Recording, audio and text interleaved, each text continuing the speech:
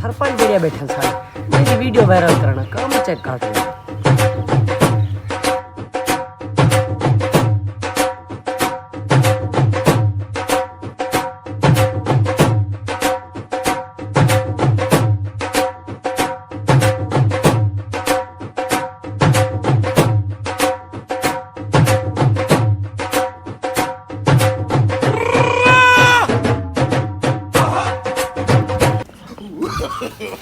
No, no, no, no.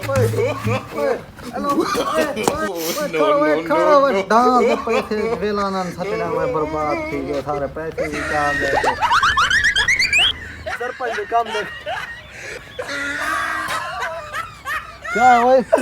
पैसे चाह के भाग गई ओए